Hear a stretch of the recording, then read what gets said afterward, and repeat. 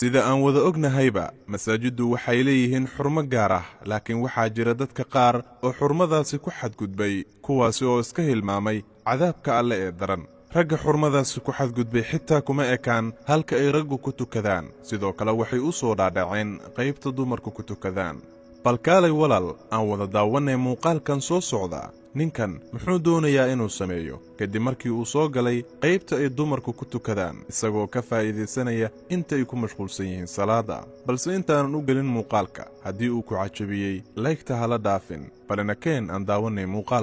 muuqaalkan waxaan ka arki karnaa dumarkii oo ku mashquulsan gudashada salaada halka dambena waxaa ka muuqda nin tuug ah oo isqarinaya oo doonaya mid ka mida dumarka in uu ka faa'iideysto intay ku mashquulsan tahay salaada inta ay haweenaydu sujuudsan tahay ayuu isku dayayaa inuu boorsada yaray lacagta ku ridata uu qaato laakiin waa uu ku fashilmay markan laakiin tuugnimadiisii weli kama uusan quusan inta uu soo dhaqaaqay markii labaadee la sujuuday safka koobaad ayuu u dhaadhacay kadibna wuxuu ka soo qaatay wixii halkaas yaalay wuuna cararay iyadoo aan la dareemin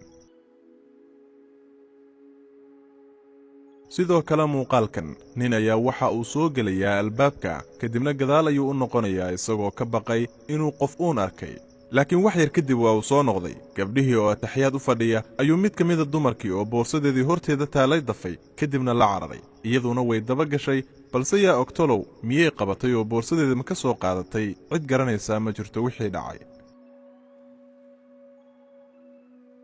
markaan tuugnimadu waxay ka dhacaysaa qaybta ay raggu ku tukadaan wiilkan dhallinyarada ah ee aan weli da'diisu dhallinyaranimadii dhaafin wuxuu doortay inuu wax ka xado beydadka alle waa masaajidda halkan ayuu keligii soo istaagay wiil kale oo yar ayaa soo galay masjidka kadibna wuu eegay wuxuu iska dhigayaa nin booska bannaynaya sidaa darteed boorsadii ayuu inta qaaday meesha gadaala dhigay wax yar kadibna bannaanka ayuu u baxay markii uu hubsaday dadkii inay salaaddii ku xasileenna boorsadii ayuu qaatay sida inuu leeyahay oo kale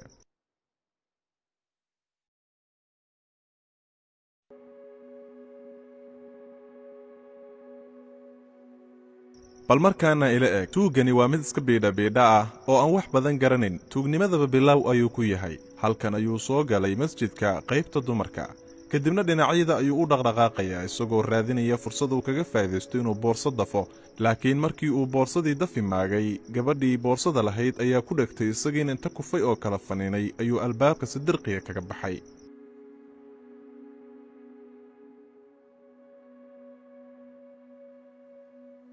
ugu dambayn waa tuug kale dharka ayuuba kor u qaatay oo wuu xeydxaytay